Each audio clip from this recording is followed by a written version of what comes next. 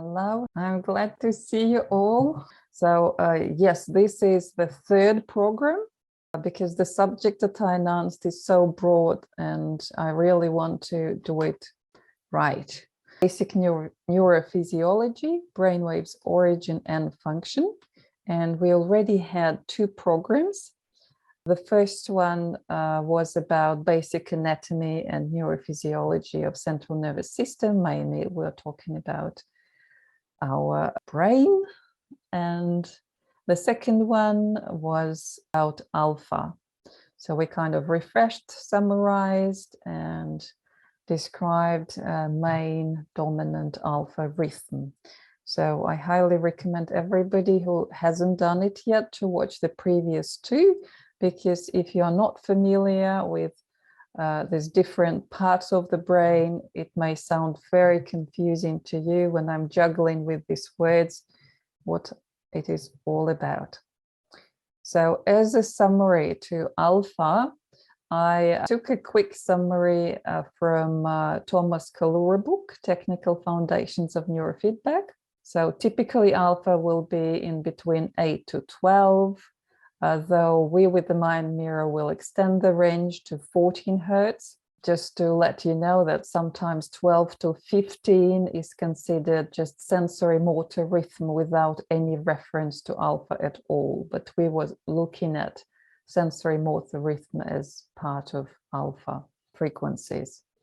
So this is a resting rhythm of the visual system.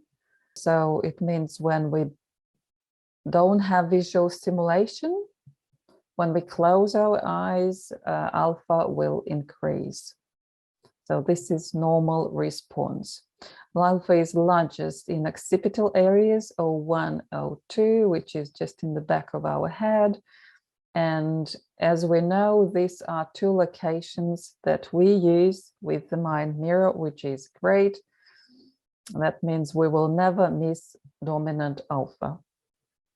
Then it has characteristic waxing and waning.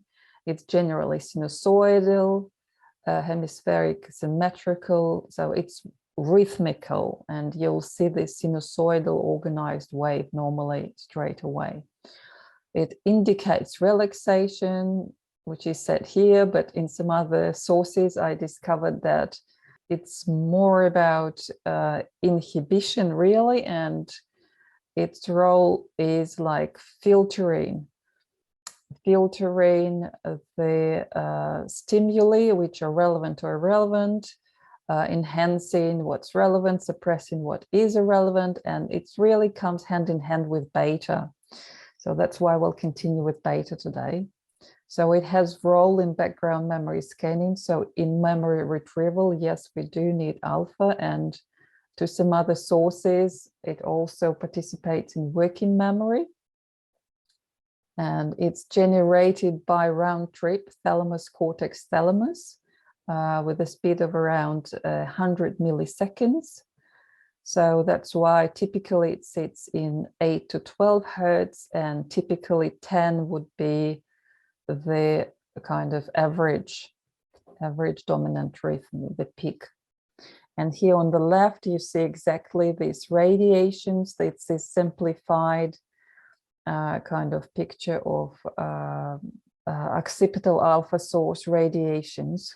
So then its distribution is regional. It involves entire lobes, strong occipital again with closed eyes. State is relaxation, not drowsy. Tasks and behavior, meditation, no action. And physiological correlates, relaxed healing. Yes, probably because it's very healthy for our functioning, and physiologically alpha is kind of a sign of maturity, right? As we know, children's dominant rhythm will be in theta, and alpha shows up only later in our teens. That's when we are able to have start being able to hold mental representations in our mind. And that's when we are able to start inhibiting or suppressing undesired behavior. So that's where it comes hand in hand with beta. That's when we are able to focus finally and learn better as well. again, affects as relaxation here. So I highly recommend you to read this article. This is article by Wolfgang Klimisch. I think it perfectly explains alpha band oscillations, gives many examples. In short, not to overload you, I made a quick summary from this article. So you can see here there is an active link. If you click it, it will take you to the article.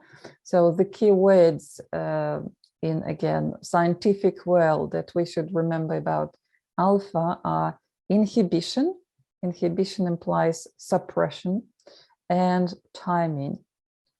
So by inhibition, we mean signal to noise ratio. So we increase relevant stimuli, or alpha increases relevant stimuli and suppresses irrelevant. So thus your performance is clearer, sharper, and the energy, as we know, there are lots of neurons participating in communication, so it's energy consuming process. This allows for more efficient communication. Then it is helping to inhibit immediate impulsive motor behavior. So we are talking about impulsive actions and reactivity. So those with poor alpha performance means that it will be harder for them, sorry, to perform these control functions, or basically those higher functions of beta that only humans have, right? So without alpha and beta, we would be more like animals. Then responsible for working memory and memory retrieval, mental representations of events and objects. Again, it becomes obvious that as soon as you can hold this representation in your mind, you are ready for abstract thinking, and you perform better. So thus, along with beta, it is an index of maturity and cognitive performance. And to Klimisch and some other scientists, they also call it knowledge-based consciousness and behavior control. So once again, I just mentioned, otherwise we would be more like animals. Knowledge-based implies alpha kind of helps to cross-check with the existing knowledge base sitting in our memory. And based on that knowledge, we are making better weighted decisions. And otherwise, we would behave from our working memory and emotions. That was it about alpha. And here we go with today's topic. So let's refresh what we know about beta in the mind mirror world. So in here, it says beta is from 14 Hertz to 38. So again, these ranges in different information sources would be different. So be mindful that there is no like cut in stone and uniformed approach to ranges, and even uniform approach or unified hypotheses about functions of different brainwaves. Alpha is, and probably delta, the most studied, but beta is a bit of a mystery. So in the mind mirror world, we think of beta as a conscious mind of active external awareness. So intellect's verbal, linear, and logical thought processes. It's active when we are list making, decision making.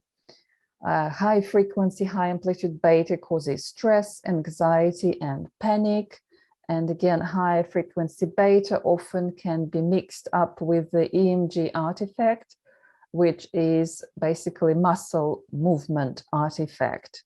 So be mindful of that. And when you're measuring, try to relax the jaws and these muscles, because if you are chewing something or moving, that may be just an artifact and not real beta. So we believe that we still need beta to conceptualize and articulate the content of our deeper innermost self. And really, we do need beta to connect with external world. So it's our connection and focus on external world. Otherwise, we can't acknowledge what's going on. We can't orientate ourselves in external world. So if we completely shut down beta and go deeper, we would have trouble with memorizing and remembering what was going on. We would just have some sensations or feelings that you would hardly be able to retrieve and make use of it. So again, we see beta and as well as all other rhythms in the form of bands. So beta would be sitting on very top in yellow and orange bands, and like the pattern that you see right now would be an ordinary pattern. So in everyday life, when we are with eyes open, awake, thinking, talking, looking actively, focusing on actions, moving, we will have beta like this. And ideally, beta should be contained. And ideally, we should have more alpha again to act more consciously, right? As I just mentioned before about alpha, to act based on our inner, deeper knowledge and connection with our memory. So that's why we train awakened mind to open alpha, right? Alpha bridge, alpha dominance is key for high performance mind, for awakened mind. So what else did I mention about locations and of origin of different brainwaves? So here beta would be sitting on the very bottom, and you can see that beta rhythms are more like central and frontal. And this is the picture where it happens. And then this is the wave of the rhythm, right? And you see it's quite irregular compared, for example, to alpha rhythm on the top, which is very well organized. And sure enough, on this slide, we are missing occipital beta, which does take place as well. So beta here it says cortical, but there is much more to be said about beta. So before I jump straight away, let me remind those of you who may not remember this very well. As we know, repetition is always good.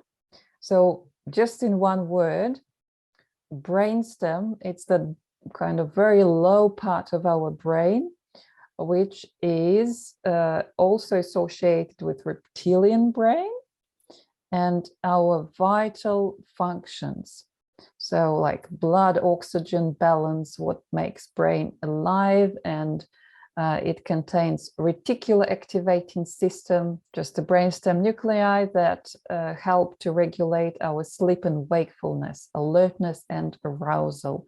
So in relation to beta, let's remember that reticular activating system will signal to the cortex to be more aroused or awake, and that way we will kind of go up from, say, alpha, theta, alpha to beta, to faster, more aroused brain waves.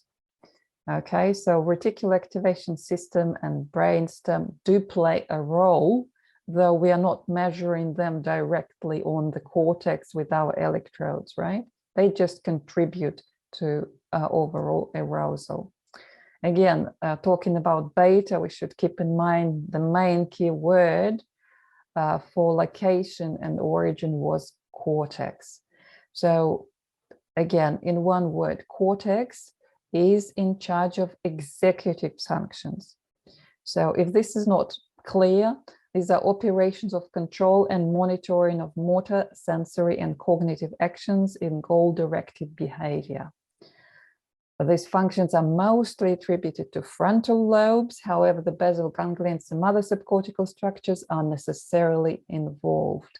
So once again, we are talking about output, right? You remember sensory input, and mainly frontal lobes of cerebral cortex would be responsible for output, execution of behavior.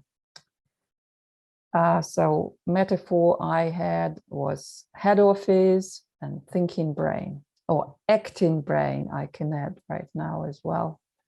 So thalamus, you remember from alpha very well, I'm sure.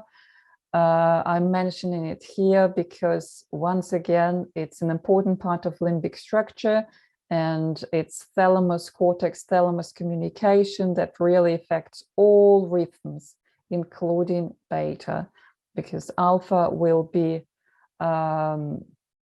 inhibiting beta, as we know. They kind of reciprocal, they have reciprocal action. So the more alpha we have, the less beta activity we show.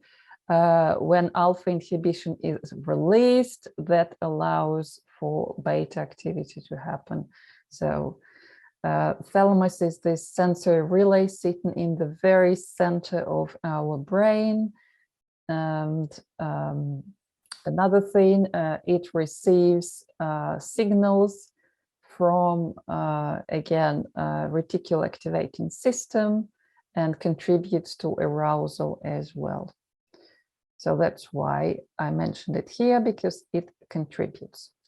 Then we just read that basal ganglia contributes to cortex function and beta. So this is a group of neurons located deep within the cerebral hemispheres of the brain, consisting of corpus striatum, major group of basal ganglia, and related nuclei.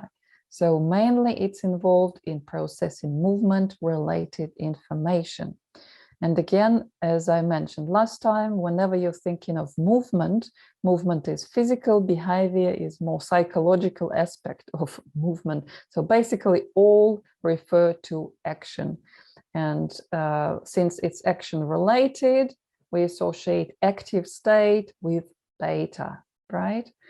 And of course, besides just action, movement, and behavior, when we talk about this, we always imply that emotions, motivations, cognitive functions, they regulate, direct, and guide behavior, right? So kind of emotions supply energy, along with motivations, they're like vectors for our behavior to channel our energy, and cognitive functions, they also like focus, goal setting, and decision making, exactly about this. Here we come, finally, summary slide about beta. So for a long time, there was only one approach to beta, as from like 13 to 30 hertz. But then beta was divided into two groups: low beta, 13 to 21 hertz, and high beta, 21 to 30 hertz, because they have different function, different topology or geography in the brain. So history, as you know, alpha brainwaves were found by Hans Berger as idling rhythm. So as I said, when alpha is active, it means we are idle. And then it means inhibition is in place. As soon as we stop suppressing and release the inhibition, that's when waves of secondary order called beta appeared. That's why they're called beta. So alpha is the first letter of the alphabet, beta is the secondary order. So, and they are concomitant phenomena of mental activity. So as soon as we start thinking, we show beta. So wave is localized, desynchronized, arrhythmic. Rarely you can see clear peaks, and it's present in healthy adults. And there are two groups, as I mentioned, low and high. So locations are relendic or central. These are this one, frontal, this one. And then vertex. Vertex can be related to central as well. It's just the very tip, kind of top of our head. And then occipital, which wasn't mentioned on this picture. So mechanism related to beta function is least explained. So there is no single neural mechanism at different parts of cortex, but at least we found few connections that in detail I'll describe a little bit more later. So the main part is whatever happens inside the brain will manifest on the cortex, and that's where we measure and see beta. State, brain activation. So brain is active. There is mental activity, conscious, deliberate thought. And I would add here voluntary behavior, movement, action, voluntary action, in short. So origin, we know that this is about cortical networks. So different parts of cortex communicate with each other. And intracranially, if we want to trace how beta travels, we will find that it is closely connected to basal ganglia as part of the brain contributing to emotion, motivation, movement, behavior, action, and limbic system as the one receiving input from reticular activating system, and brainstem as the one helping to keep us aroused and also regulate our emotion and behavior. So function would be obviously what we do when we are mentally active. We do process and integrate multiple representations in neocortex, right? So this, we receive lots of sensory input from external world, from inside of our body, and we need to produce the output. So before the output is produced, we need obviously to integrate all that input, and that's the function of beta. Then we need to, again, after processing integration, we need to assess all of these received stimuli and decide what should be the outcome for action, right? We make decisions. So it's assessment for decision making. And then it's preservation of status quo. I know it sounds very unusual and difficult to understand. I was struggling with this term, honestly, status quo, but it's actually about maintaining the same state, the state that implies no change. As we go, I'll clarify it more, but basically when we talk about focused attention, concentration, when we talk about goal setting, right? So we need to focus or channel our energy into one direction to make sure we achieve the goal and result is obtained. We need to kind of ignore again irrelevant stimuli, and we need to stay on. So this is this preservation and sticking to the goal, sticking to the high values and behaving as a human is the function of beta. So then inhibition, control of movement, action.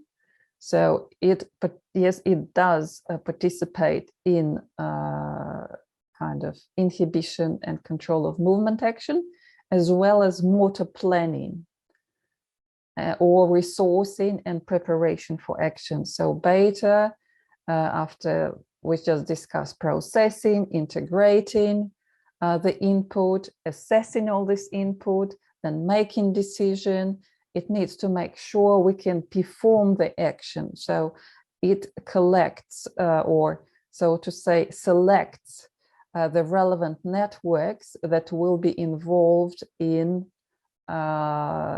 performing the action, right, in movement and behavior. So it organizes the action and movement. So that's why before you start doing anything, of course, you need to be still first. You have to have resources available. Otherwise, you wouldn't get where you need to get.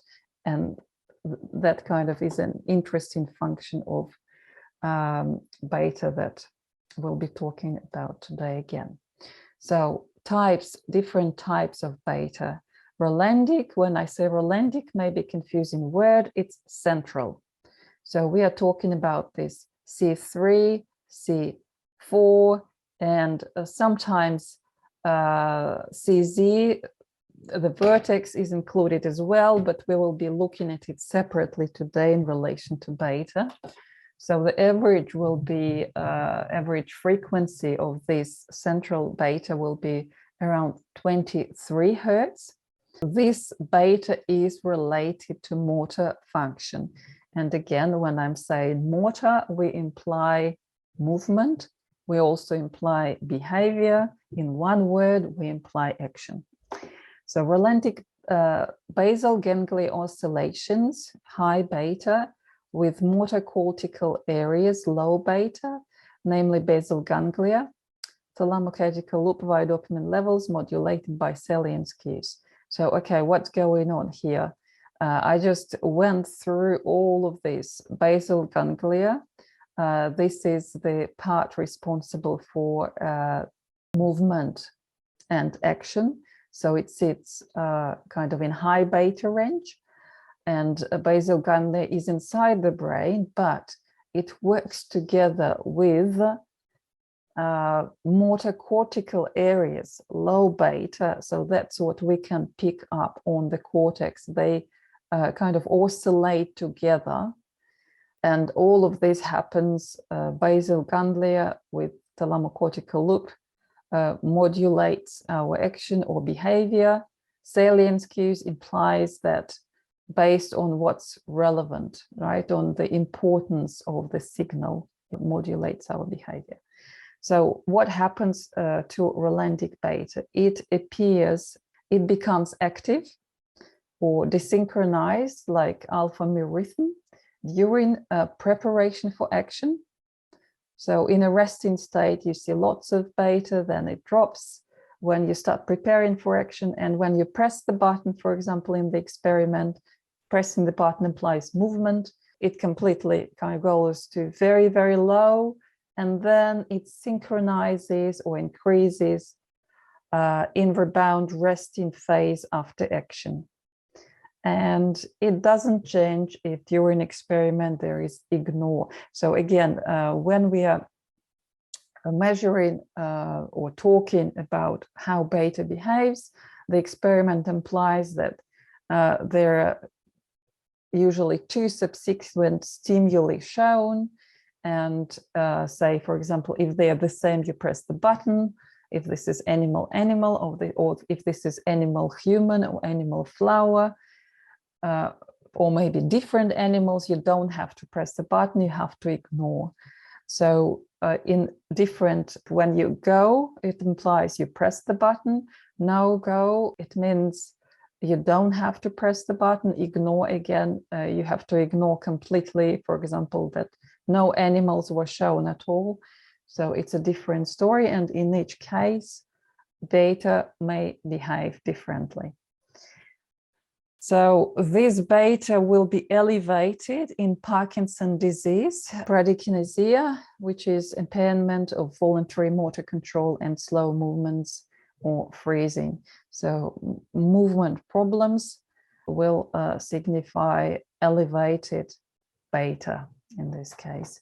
So once again, here I am listing the pictures from our very first lecture. And this is somatosensory area, this is motor area, and we can see that this central relendic fissure is just this one, and that's exactly where relendic beta acts. So we were talking about relendic alpha last time, so there is relendic beta as well. In some ways they're similar, in some functions they're different. So since they are specified differently, we talk about them as separate. So how these laboratory images show behavior of relendic beta. So they're generated in the motor cortical areas in left and right hemisphere. So I just showed where the motor cortical area is. And in queued go, no go task, I just described what it implies, right? Showing the stimuli and you have to respond. They show desynchronization during preparation for motor response and motor response as well. So when you press the button, it desynchronizes. So that's what is going on. The next one, frontal beta implies FZ, F4, F3, F4, and FZ. So it's up here. And it's here as well. That's why you can see red area activated on these two pictures. It sits in frontal lobe, and it's a low amplitude, usually below 20 microvolts, and usually irregular pattern opposite to alpha, as I mentioned before. In contrast to Rolandic beta rhythms that appear in motor-related tasks, frontal beta rhythms emerge in cognitive tasks related to stimulus assessment and decision making. So the first stimulus presentation in go and no-go trials elicits a sequence of initial beta desynchronization and rebound beta synchronization, so which will be around 500 to 900 milliseconds after stimulus presentation in frontal areas. So again, in contrast, beta in sensory motor strip, which is Rolandic beta, desynchronizes during preparation for a movement with a beta rebound right after movement. So here we are talking about assessment and decision making, and basically you can see here for go and no go, after the first stimuli is present, there is a response. That's where we make decisions of what to do next. And frontal beta increase depends on difficulty of the task. So the more difficult the task, more response you will see. And then rebound, I'll talk about beta rebound. So basically it kind of resets itself after the function is performed. So in central Rolandic beta, it resets the networks involved in action, in movement.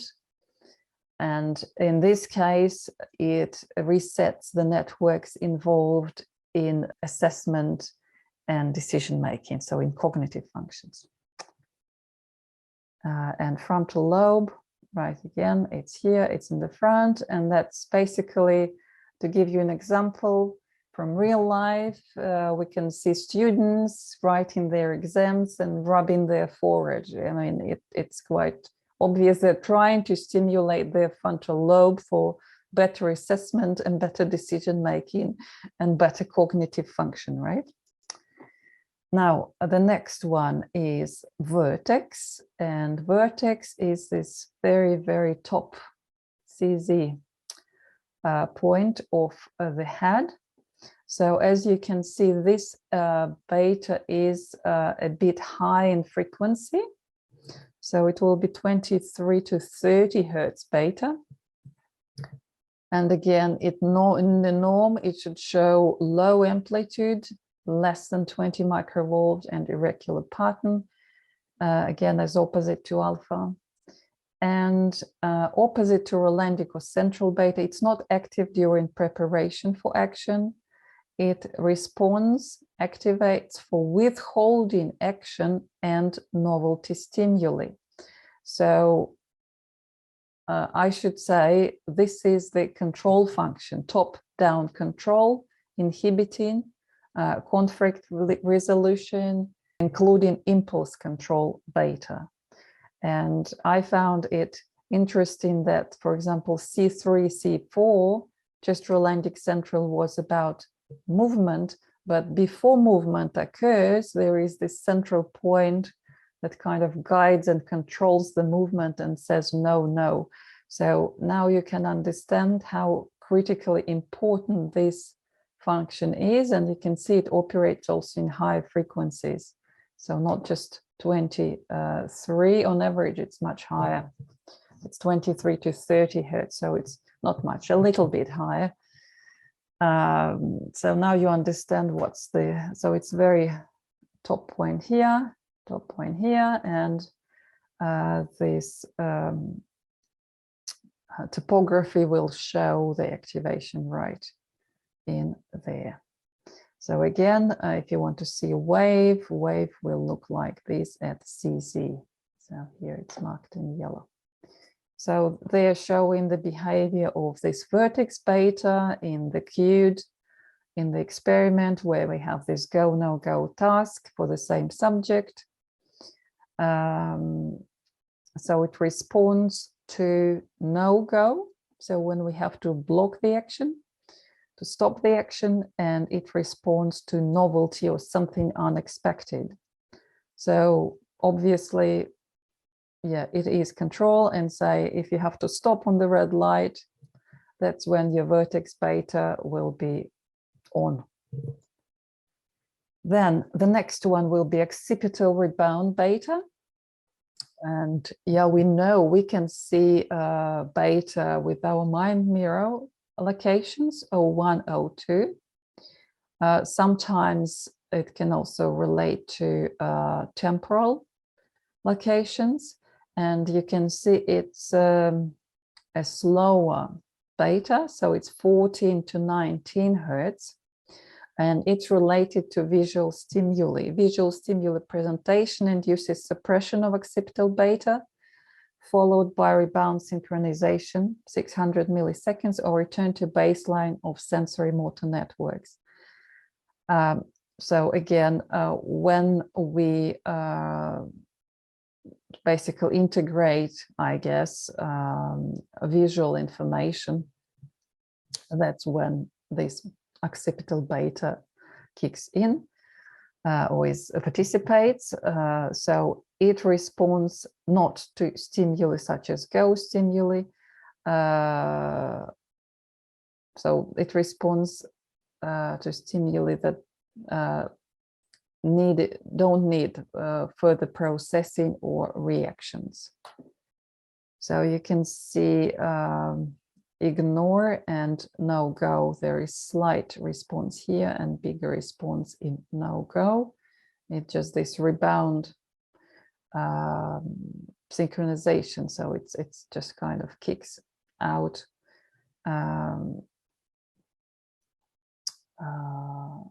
in here. You can see in the back how it looks like. And visual cortex, again, here it's in the very, very back. It's occipital lobe. So beta arrhythmic activity as index of cortical activation. So if we look at how blood distributes in the brain, it's usually measured by this bold index, and we know where that's basically where energy goes. You know, that's where blood flows. So blood will be the manifestation of where energy goes.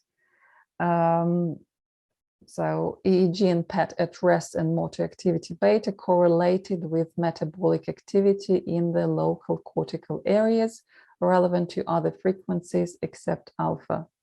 So beta will positively correlate with perfusion or blood distribution in the brain and show the cortex activation in related to task areas. So in short, beta reflects the brain metabolic activity. And again, what another implication it may have for us, it may mean that if our beta function, our cognitive function is not performing well, we should have another look into just metabolism and see maybe we are lacking something, some minerals or something else required for good brain function. So it could be of physiological origin rather than just electrical disbalance. Mechanism behind relendic beta generation, and I should say not gastроlendic. In the normal brain, beta activity seems to act as a reset operation that clears all sequences of strong activation in neuronal networks, and that enables the networks to process information again and again. In the abnormal brain, when it occurs almost constantly and is reflected in too high level of beta activity, it may be considered an index of hyperactivation, irritation of the corresponding cortical area.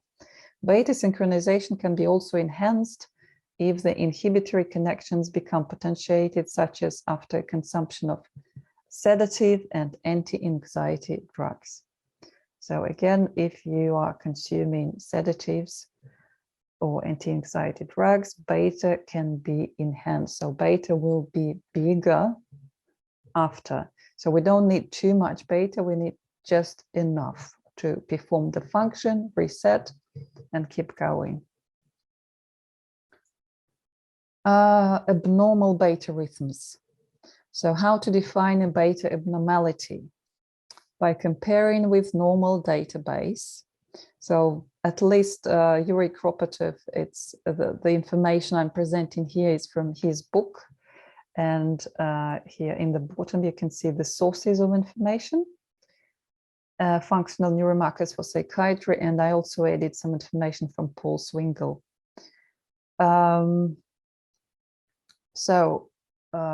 QEEG, as we know, qualitative analysis of EEG allows for statistical operations with data and creation of databases, which allows us to compare healthy populations with abnormal populations. So what is abnormal for beta? First of all, locations. Though you can still find beta in parietal temporal lobes, it may be not quite the right location for it, because as we just learned, it is normally centrally, frontally, and in the back of the head, not parietal or temporal lobes. So this would be an abnormality, could be an abnormality. Then the second one, asymmetry. According to Kropotov, it's higher than 50%. According to Swingle, again, we are talking about frontal locations or frontal central locations. We are not talking about the back of the head, right? So if left hemisphere dominates over right, over 15%, we might be talking about, if right hemisphere is bigger than left, 15%, we are talking about depression, impulse control in children. If it's more, right is more than left by 20%, we should ask about fibromyalgia and chronic fatigue. If left beta is dominant more than 50%, then the right, we are talking about anxiety, poor stress tolerance. Reactivity. And again, you just learn too much beta, it means not efficient performance, because system is overloaded and thus will be irritated. So if excessive beta doesn't change in response to task conditions as it does in a normal group, we see abnormality. So there are two more indicators. To Paul Swingle, say if you measure centrally at CZ at the vertex, beta with eyes open versus beta under task. UT here stands for under task, and it's more than 15%. It means that the person is overly tired when reading or doing problem solving, or has attention problems. Could be common attentive deficit disorder, attention disorder, sorry. If I'm transcribing this right. So again, attention problems. So it means beta is overloaded and performing under pressure, under task is too hard. So it should be working, but not too much. So another reactivity, decreased functional lobe activity is present in, here is attention deficit hyperactivity disorder, and is excessive in OCD. And here I presented the pictures showing that. So you can see on top how these two things behave. So attention deficit hyperactivity disorder, you can see that in control group, the response is much higher. Here, the kind of redder it is, the more response, the more powerful response you see. And in ADHD, this is healthy control. This is ADHD group, and here it's blurred. So we can see the same trace, but it's very blurred. And here on the graph, the lines much better reveal that healthy control has better response than ADHD, obviously. So it's decreased frontal lobe activity, which means, again, beta is in charge of output, beta is in charge of control, beta is in charge of suppressing undesirable behavior, impulse behavior. So if it's not happening, we see these crazy hyperactive behaviors. And again, we see it in children naturally, right? Because we remember that alpha and beta, they're lagging in their development. They have to form, right? This knowledge-based conscious behavior needs to form over time. Otherwise, we will be behaving from just working memory and emotions. So little animals, yes, sometimes they're more like little kids, they're more like animals in some cases.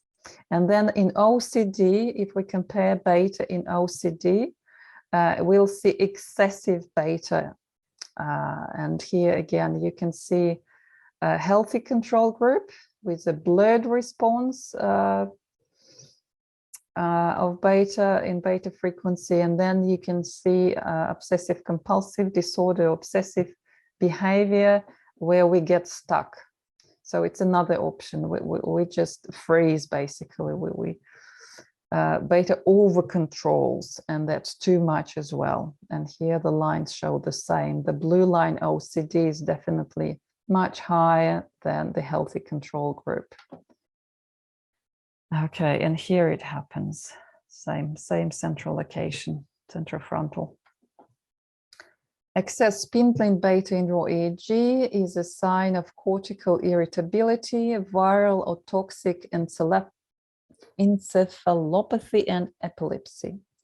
So I just said that beta comes hand in hand with metabolic activity, and that means if there was some damage, viral, toxic, to the brain, beta activity will be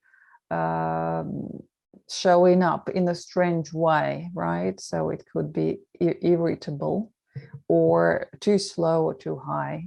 And yeah, epilepsy will show beta activity as well. Excess beta of cortical hyperactivity is associated with hallucinations. And yeah, it was found in schizophrenic patients, in the cortex of schizophrenic patients, left auditory cortex. So again, if you remember, when we are looking at the mind mirror, though we don't see central frontal beta, we may only trace what's seen occipitally, probably mainly. We still say how we can differentiate whether, say, psychic is doing real job or it's just hallucination. So normally, as we know, psychic activity will increase theta alpha and theta more. If we see excessive beta activity, we know that the person is making it up. So I guess this statement or research about hallucinations and schizophrenic patients just prove that point as well. So what else? What are the abnormalities? So we also remember that beta amplitudes persistently greater than 20 are classically defined abnormal. So it's fast frequency, right, brain waves, but low amplitude. So and if we see high amplitudes, it could be due to use of sedatives or a non-specific sign of dysfunction or encephalopathy as a brain damage. So again, excessive beta activity in the frontal central temporal regions is associated with anxiety, with 22% will be related to ADHD, and then it may be related to tantrums and moody behavior. In adults, excessive beta would indicate increased arousal, re-experiencing symptoms, flashbacks and nightmares of severity of PTSD symptoms, and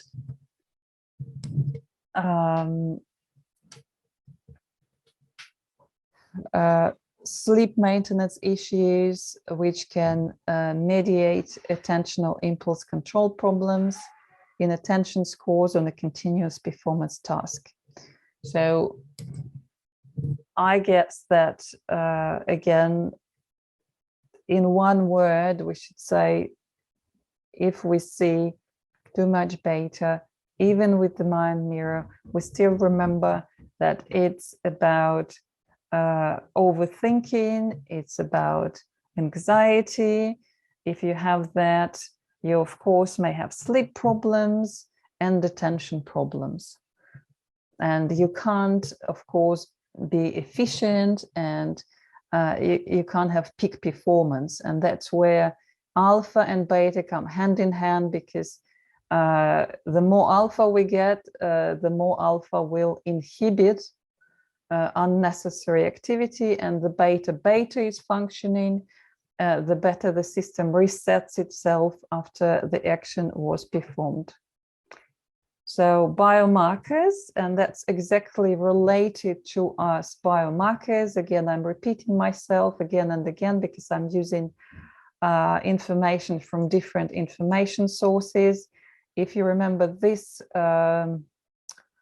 slides or this type of information, I was taken from EEG vigilance and phenotypes in neuropsychiatry. So this is one related to phenotypes that you can find in this article. So highly recommend to read this. I talked about phenotypes last time, that whatever you see is just behavior is not just behavior. Of course, it's genetically and, so to say, electrically driven. So that's why phenotypes, they link this kind of electric signature of the brain with the behavior, certain type of behavior abnormality. So better biomarkers, what can we see? This was taken from Paul Swingle book that you can see in the left. And since we are using the same locations, so this one was for location 01, which is the left back side. So very common ratio to measure brain efficiency. And here Paul Swingle calls it self-restoration, would be theta beta ratio. And let me explain a little bit before we jump to theta. Theta beta ratio, as we will learn, as we just learned, beta is the one responsible for executive control. So beta, the one will be directing, managing, suppressing undesired behavior, keeping the focus on desired behavior, right? So theta will act more like, beta we can associate with the cortex or neocortex, and we called it human brain, most advanced brain, and cognitive brain function. But theta, we will see, theta will be closely related to limbic brain, or to emotional brain, or to mammalian brain.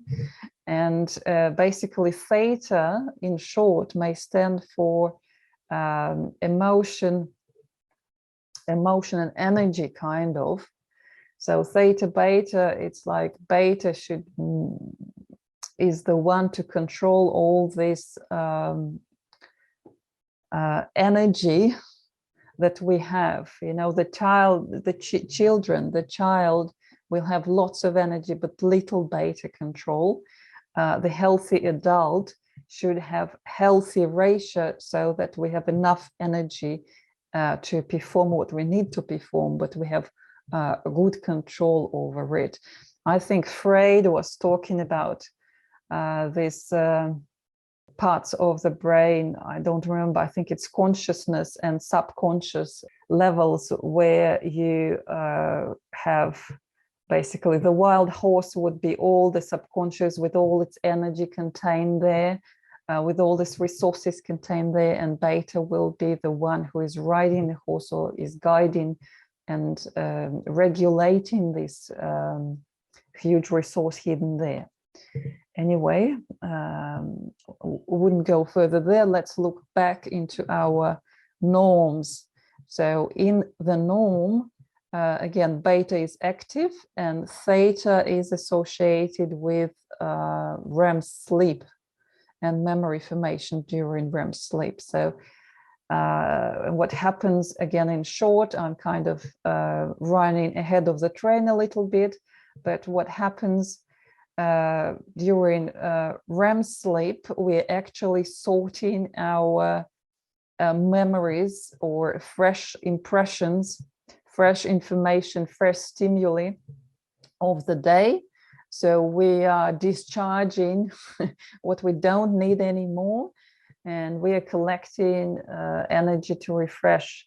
So it's kind of, that's the sleep function basically. So if your brain is overly active, you can't get enough rest, so you have too much beta, not enough theta, you wouldn't be operating optimally, right? You wouldn't be restored. Or in the other way, if there is too much theta and not enough beta, you wouldn't have enough attention, you wouldn't have good regulation. So how do we see it as symptoms? In the norm, theta beta ratio in O1, left occipital lobe, would be 1.8 to 2.2. So to the mind mirror, it's 1.6.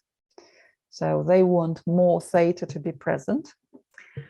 So if we have less than 1.5 for eyes closed, or less than 1.8 for eyes open, it's critical, and we should ask or probe about, ask questions about sleep disturbance, poor stress tolerance, racing thoughts, anxiety, inefficient self-quietening, sleep problems, predisposition to depression, low immunity, cold and flus, fibromyalgia, chronic fatigue, exhaustion. If it's significantly lower than the lowest 1.5, so ask about predisposition for self-medicating behaviors, alcohol, anxiety, stress-precipitated depression. This here relates just to O1, but please mind that there will be other norms for theta-beta ratio in other locations. So for example, frontocentrally norm would be less than 2.2, as well as frontal asymmetry of theta-beta should be more than, should not be more than 20, yeah, because that will be abnormality. again, here is a good article that I really enjoyed and that clarified to me the meaning of this mysterious status quo. So again, the article will talk not only about beta, but mention other rhythms as well, and how they kind of communicate and relate to each other, and say that beta is least explained, but they come to a conclusion that there is evidence from recent studies on top-down mechanisms involved in cognitive processing, on the motor system and on the pathophysiology of movement disorders that suggest a unifying hypothesis. So again, pathophysiology, sometimes when the function is off, it's clearer what it's responsible for. So beta band activity seems related to the maintenance of the current sensory, motor or cognitive state. We hypothesize that beta oscillations and a coupling in the beta band are expressed more strongly if the maintenance of the status quo is intended or predicted than if a change is expected. Moreover, we suggest that pathological enhancements of beta band activity is likely to result in an abnormal persistence of the status quo and deterioration of flexible behavioral and cognitive control. So abnormal persistence, you can see, so for example, we discussed obsessive compulsive disorder. That's probably the best example of excessive beta activity and this status quo when, yeah, they're struggling to shift and be flexible. Again, here is the source of this article. If you click it, it will take you straight to the article. I won't stop here. It's mainly for you, checklist to repeat, and you may do it probably at home. The one key word, again, executive control. I think that would be enough for us to remember about beta function. So next one, theta. So again, talking about beta to theta, beta is more localized and fine-grained. If I was kind of thinking about both of them, so alpha and beta, they'll be more, alpha will be more like a switch, right? Your attentional switch. So beta would imply more focus on detail, concentration, right? And that's why it's not surprising that beta is associated with our conscious mind, that beta is associated with our ego or our understanding of ourselves, our awareness of who we are, you know, our ego, selfish ego, which sees itself as separate from the rest of the world because it's externally oriented, and externally oriented means we're in material world. We see ourselves in a separate physical body, and that's when fear kicks in, and that's when, yeah, it's important to operate in the external world. It's important to focus and concentrate on details to achieve our goals. But there is big but. We also need to remember that it's highly localized.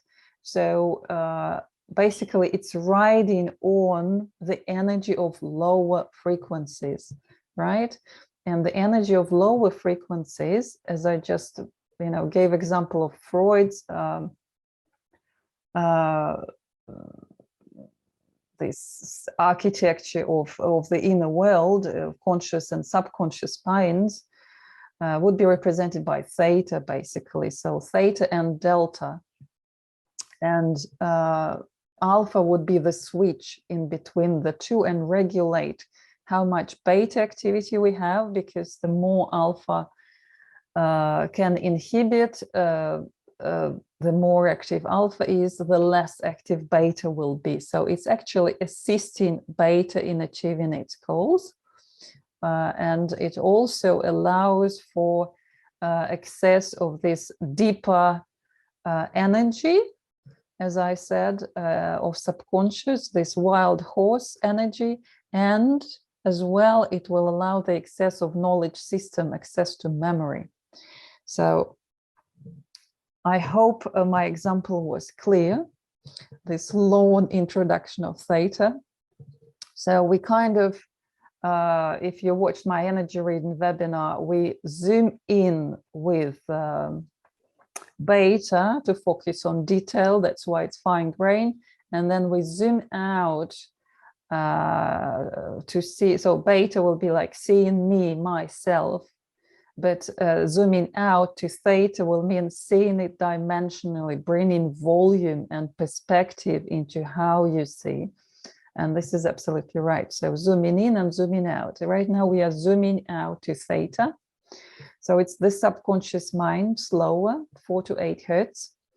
And it's a subconscious mind of long-term memory, dreaming, REM sleep, emotional healing, intuition, creativity, and spiritual insight. And that's what we say with the mind mirror. And then we'll see how accurate that is after we learn all other things that modern research can say. So we also say theta is the repository of one's essential being, core self, psyche, or soul, or heart, if you prefer that word. When we say acting from your heart, that would be correct as well. And then theta, alpha theta are dominant in evolved mind pattern. So really talking about theta, we're talking about this circular pattern of unity. As I said, you zoom out, so your perspective, your vision becomes more dimensional, it gets more volume, you can embrace more, see more connections, right? Not just yourself as separate, but you see how you are integrated into a bigger picture, you see the context of where you are. And the only way to do that is through alpha. That's why talking to beta, theta is good, but we're doing it through alpha only. Okay. And theta bands are in blue. So again, we train maximum theta in evolved mind pattern, in the circular pattern, and it's common. When I did my presentation about mediums and how they operate, you will see that natural mediums, they basically live in this unity pattern. Eyes open or closed, doesn't matter. As soon as they kind of get into their process, their thing, they exhibit lots of theta, and their theta is ultra flexible. So it can go here, there, and everywhere. And that's a sign of this clairvoyant, intuitive, and also creative spiritual insight. Okay, so what was here that we learned about theta, that I quickly mentioned about theta? So here it will say it's frontal midline theta rhythm, opening gate to hippocampus, so it sits here, frontal midline, and that's the wave, how it looks like, and that's the mechanism involved, lots of areas, but we'll see the main words would be limbic, septohippocampal, or slowed thalamocortical alpha. So let's see how all of this will operate in more detail. Before we go there, as I mentioned, brainstem reticular activation system will communicate with thalamus. So and activate or excite the system. And again, running ahead of the train, I'll say that theta will be about memory and hippocampus. So memory, hippocampus will work better if we are more aroused. So obviously, indirectly, we have to talk about this brainstem and reticular activating system because it contributes to how our memory and theta will perform. limbic system, it's that kind of emotional brain, animal brain, mammalian brain. Key parts of the limbic system will be related to emotions. For example, fear will be there, salience or sorting out discrimination of emotions, what's important, what's not, what's dangerous, what's not, will be sitting in the limbic system. And then memory will be in the limbic system. So obviously we can't avoid, this is that essential part that provides guidance to our behavior. So we say cortex with beta directs, regulates, controls, but there will be lots of input coming from the limbic system. Then important part in relation to theta will be cingulum or cingulate gyrus. And very often you'll see mention of anterior cingulate, the frontal part. So what is it? I'll remind, because it's less known and less commonly, I don't know, mentioned probably. So we know corpus callosum, it's that fiber that connect left and right hemisphere, but the fibers do not end there. So cingulum is the white matter tract, again, fibrous tract that extends above the corpus callosum, forming connections between the frontal lobe, parietal lobe, and temporal lobe. It is an integral part of the limbic system, which is involved with emotion formation and processing, learning, and memory. So basically, through this part, we connect the limbic output with the cortical limbic input with cortical output. So all of these emotions, motivations, and memory will be involved. It receives inputs from the thalamus and the neocortex and projects to the entorhinal cortex, widespread network hub for memory navigation and the perception of time located in median temporal lobe. So again, another aspect of it that I haven't mentioned, that when we are acting, obviously we also need to orientate in space. We need to navigate, and we need to consult with our memory and with space and time. And that's where, you know, we go to this entorhinal cortex, and it's sitting there next to hippocampus, responsible for this memory and time and space. And anterior part of anterior cingulate will be responsible for this frontal part, autonomic functions as well, and cognitive functions. So just let's say just a layer of or just another communication channel that links limbic brain with the human cortical brain, in simple words. Hippocampus, it's that tiny hub they're looking like two horns inside, responsible for memory, orientation in space, and learning, and we'll talk a lot about it in relation to theta. And septum, it's again less known, but it's again sits under corpus callosum and connects a hypothalamus with the cortex. So it's a partition, a part of the limbic system, mediated connection between the cortex and subcortical limbic nuclei. We'll talk about it more, but maybe it's worth repeating it. It's involved in a variety of functions, including emotional, motivational, spatial behavior.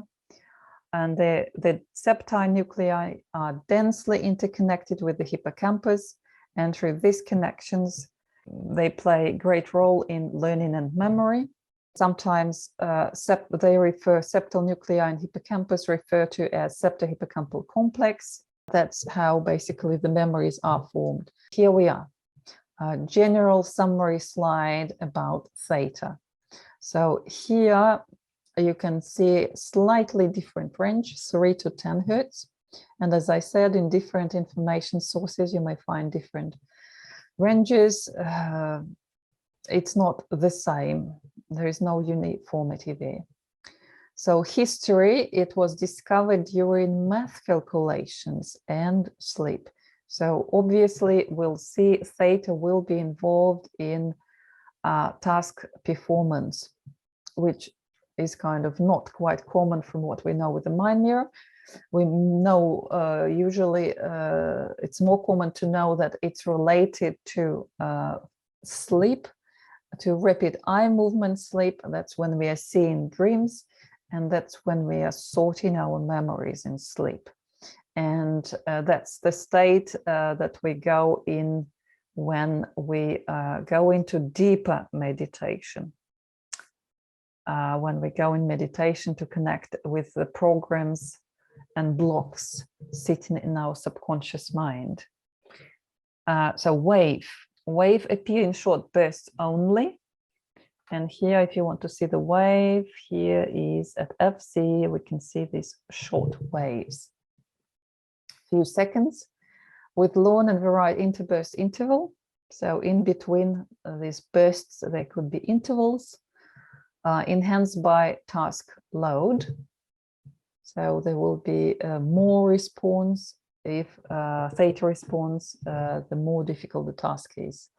So mathematical calculations were used initially, but then lots of other gaming, for example. We'll see examples how theta behaves when we play games. Location is always frontal midline theta. Again, that's where we read or measure theta on the cortex.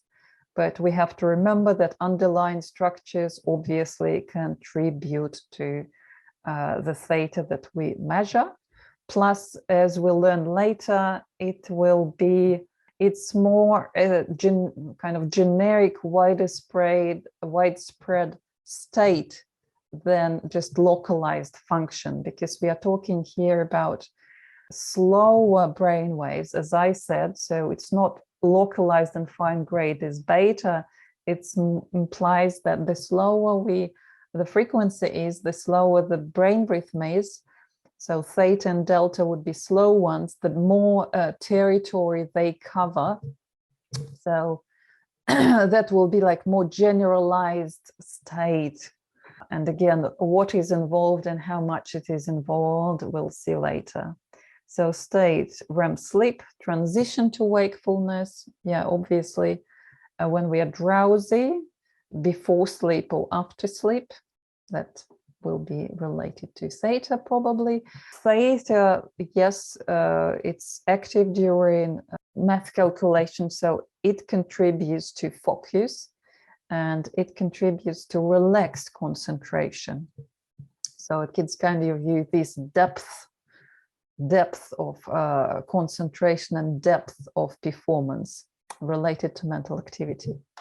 So origin, medial prefrontal cortex, including anterior cingulate. So yes, we just read about it. Septohippocampal limbic. And function, memory and attention. So it's closely related to executive and task performance. So it will grow, it will learning, spatial exploration and navigation, and emotion discrimination, motivation and behavior. So we remember wherever we see emotion, that will be related to our motivation and behavior. So salience, as I said, identifying what's important, what's not. Fear, impulsivity, so all so the first two, for example, memory, attention, spatial exploration, navigation will be more related to hippocampal activity, and the last one will be more related to emotions of limbic system. But limbic system is not kind of acting on its own, it's always consulting with the memory to see what was recorded there from previous experience. So again, here you can see where it's located, and I marked lots of areas here because it's basically will be wider spread territory contributing to what we measure. It's more a state than localized function. So it's always frontal midline. Here they say that on average it will be 6 Hertz. It's just a burst, but yeah, it's more like sinusoidal, closer to sinusoidal, and discrete bursts, few seconds, modulated by task load. The harder the task, the more prevalent it is. So FZ is here. Stimulus presentation induces an increase of theta in medial part of prefrontal cortex, including anterior cingulate. The bursts are observed randomly every 3 or 5 trials, not every trial, with a 20-second break. So bursts are not time locked with the stimulus. So theta kind of works in its own fashion, and you can see it plays role in under task, so to say, stimulus presentation. I wanted to say that theta, since it's connected to memory, we have to introduce a very important term called long-term potentiation, because memory will be basically about synaptic connections. And synapse, that's neuronal communication, right? So neurons communicate with each other via synapse, and the more they communicate, the better the communication channel is, and the better memories they form. So I explained it in very simple words. If I'm not accurate, please forgive me. They would say that long-term, there is evidence support that support the concept that theta rhythm plays an important role in specific memory operations. First, long-term potentiation as a mechanism of synaptic modification is sensitive to the phase of the theta rhythm, with potentiation favored at the peak of the cycle and depotentiation favored at its drop. Second, a number of studies have reported that induction of long-term potentiation is optimal when the time interval between stimuli is approximately 200 milliseconds. That is in theta range. Third, septal lesions not only block theta in the hippocampus, but also produce severe impairments in memory function. These findings suggest that the theta rhythm acts as a windowing mechanism for synaptic plasticity. So maybe complicated. I hope you understand something out of it. And I invite you to watch a 2-minute video on long-term potentiation that may explain and help you visualize the process a little bit more. How do you learn? This is a tougher question than it seems. You might know that you learn by studying, for example, but what changes occur in your brain when you read a chapter for the first time or when you test yourself on your knowledge? You probably realize that your brain doesn't just grow new cells to store your memories, otherwise our heads would just get bigger and bigger. But what does happen is that the connections between neurons strengthen.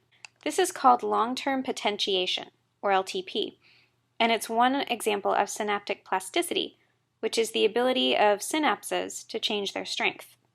So let's look at this process in more detail.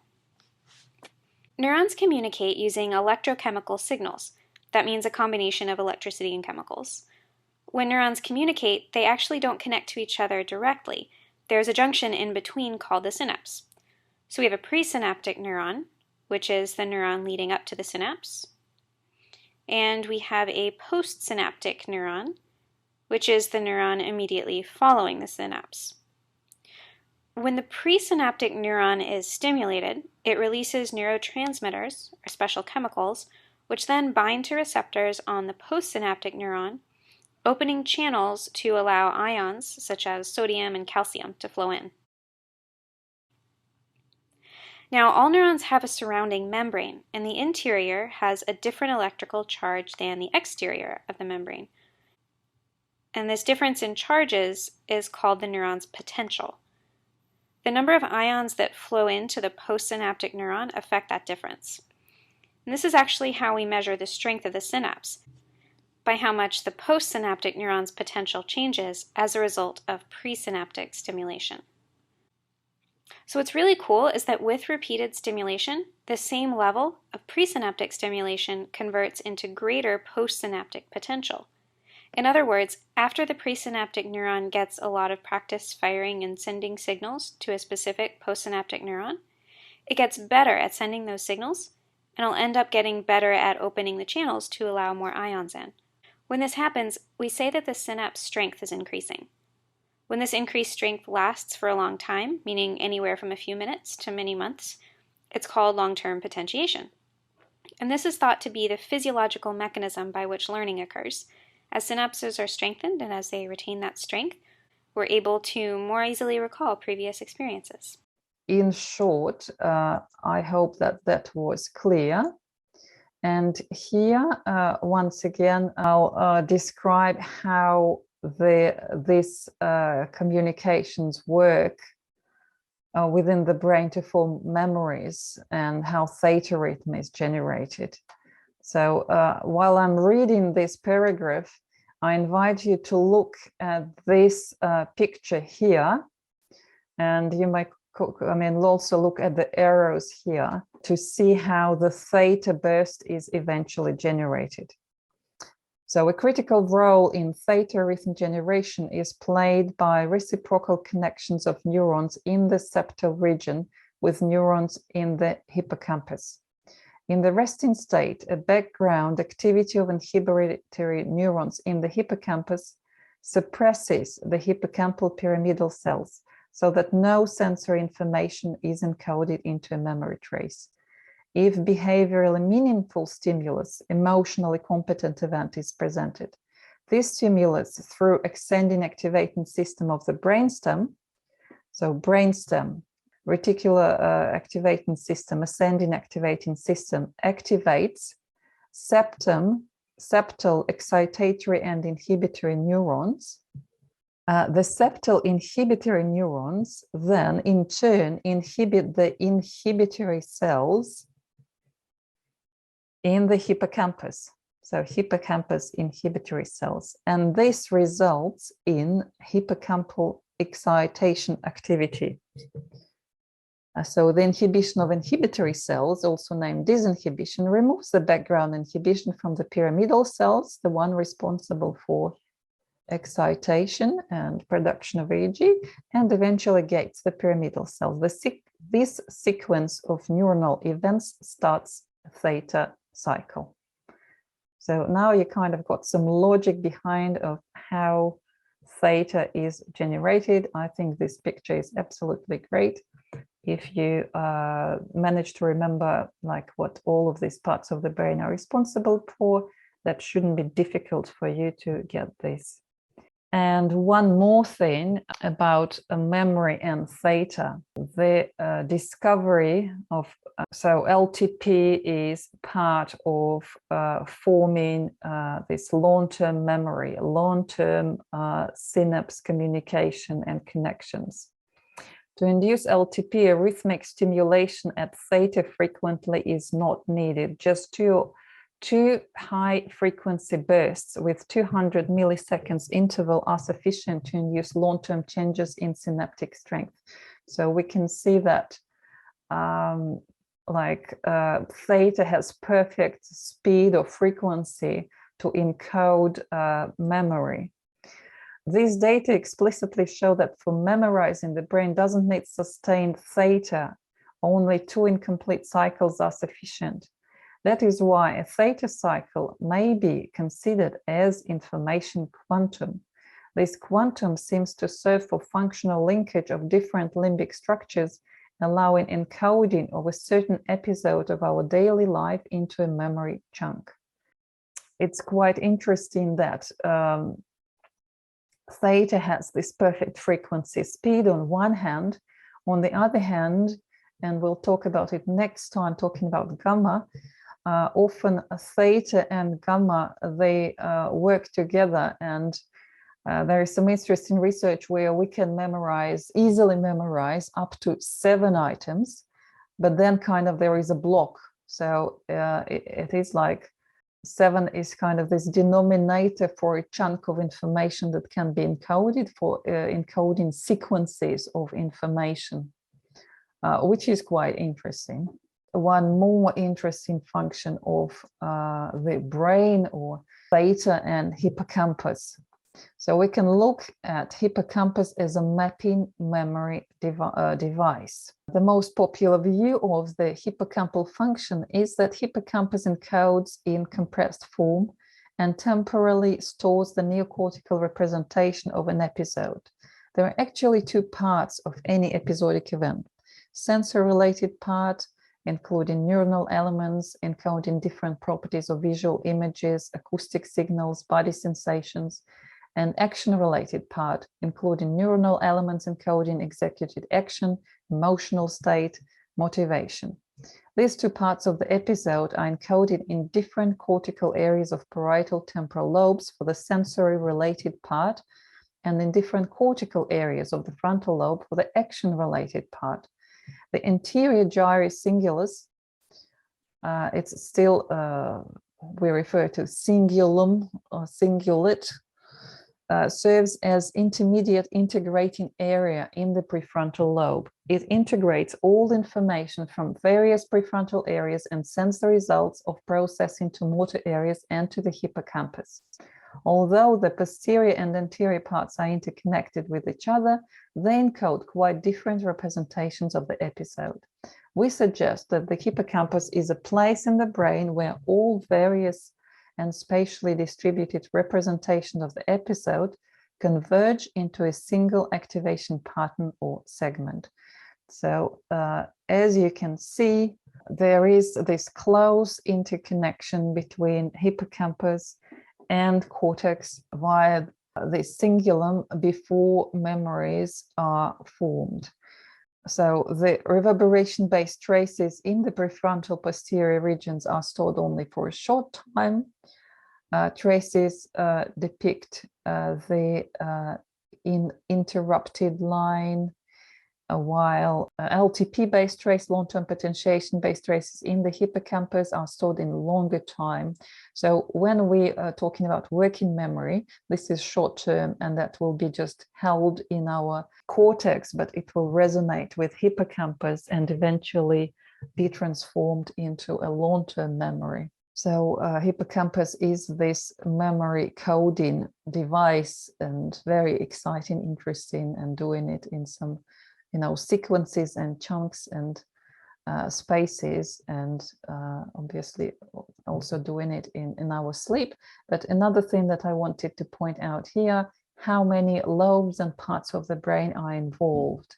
Though we are talking about theta's frontal midline, here is the picture showing activated regions in the EEG theta constrained fMRI analysis. So deeper analysis will show that quite a few, not just hippocampus and cerebellum, the cortex will be activated. There will be many more areas involved to different extent.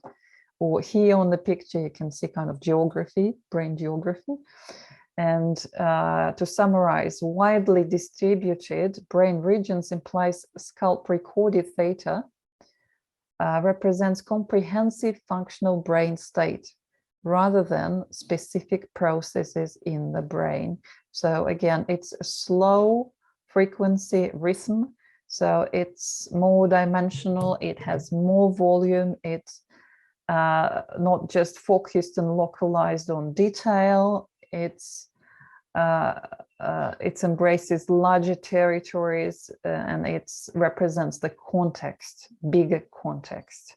And we can be talking about, not just frontal, but temporal and parietal lobes, and a few of the cortex, and a few more parts of like inferior brain limbic system, namely. So interesting things about theta. As we know, theta is dominant in children, right? Last time I showed that dominant rhythm in adults would be alpha, around 10 hertz. Dominant rhythm in children will be 4 to 8 hertz in theta until they develop and mature to alpha inhibition and alpha conscious brain functioning.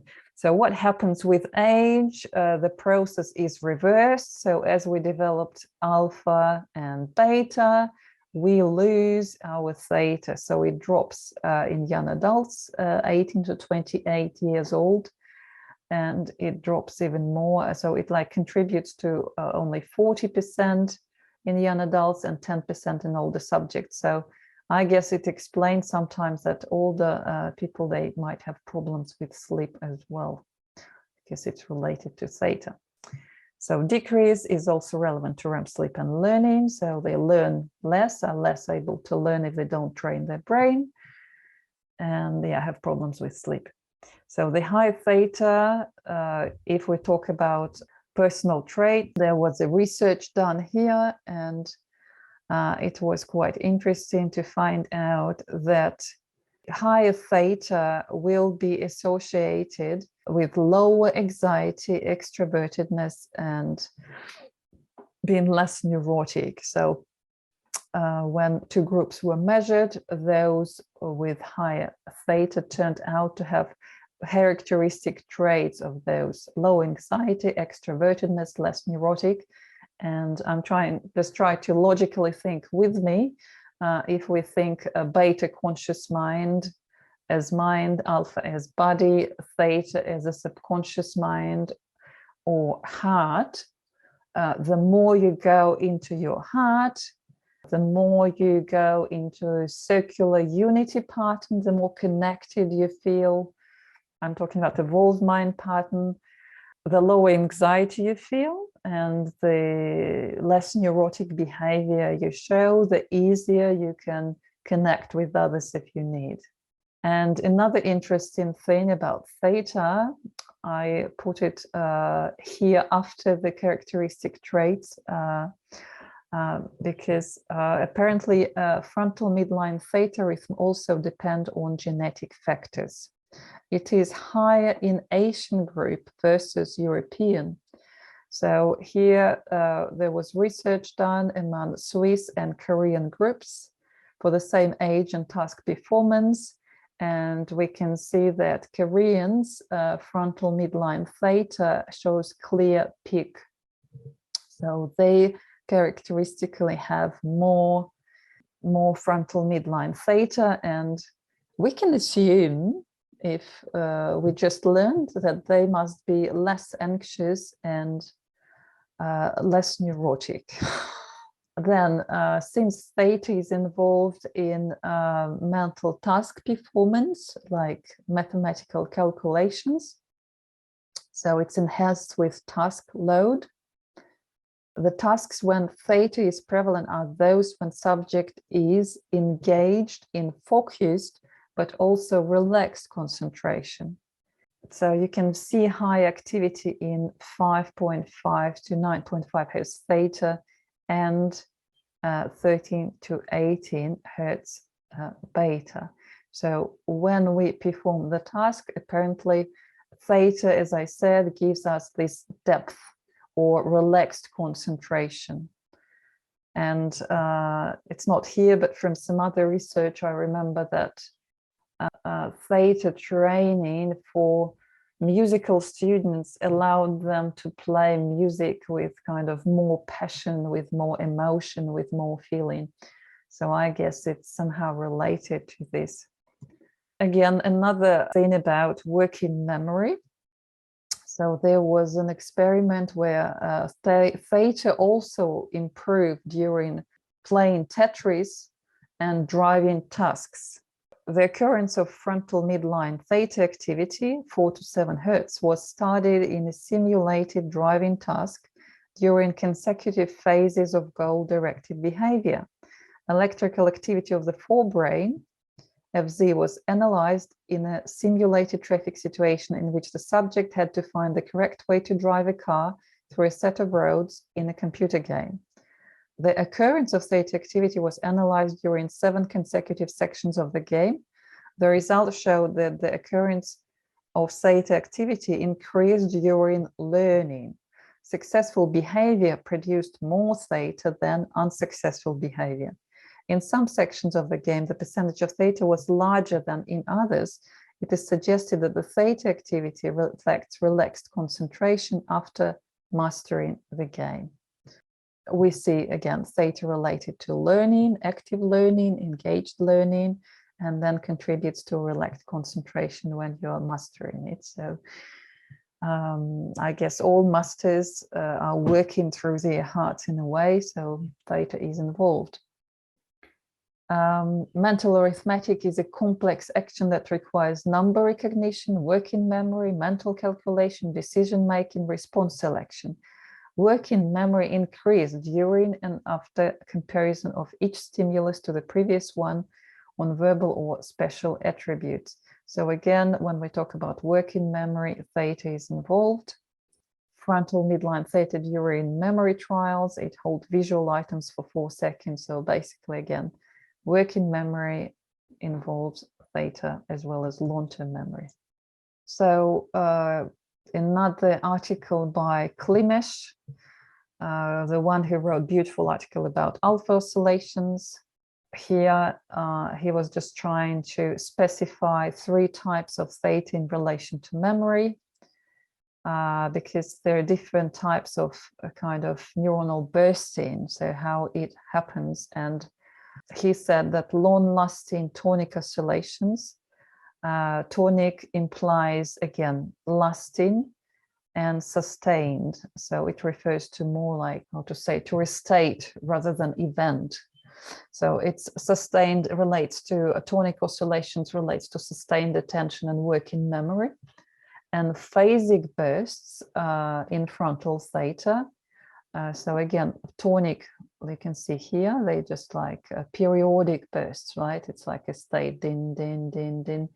So that's sustained attention or working memory, how it would look like. And then phasic bursts in the frontal theta, they're just one-off, 1 or 2 in the beginning, and then you come down, or there is a long pause of coming down. That's retrieval operation. And then parietal theta encoding of episodic memory. Interesting, but again, that's not the most important part. Then again, theta is induced in response to conflict detection and conflict monitoring, which are parts of operations of cognitive control. And theta signals reflect activity in mid-cingulate cortex modulated by anxiety and predict adaptive behavior and adjustments. So again, theta contributes to learning and helps to adapt. Phasic changes in frontal theta activity in response to erroneous trials in comparison with correct trials. Phasic theta signals are generated in response to novel or error-related stimuli. Let's put it this way, simplify. Previous slide told us that Klimesh associated phasic bursts of frontal theta to retrieval operation, but at the same time, we can see that phasic theta bursts will indicate a signal of mistake, signal of novelty. So once again, both relate to learning and adaptation. So I'm summarizing it at keywords so it doesn't overload you with the detail. Another interesting fact, frontal midline theta is associated with hypnosis. To be hypnotized, people have to focus their attention on themselves and the induction. If they are distracted, the hypnosis is broken.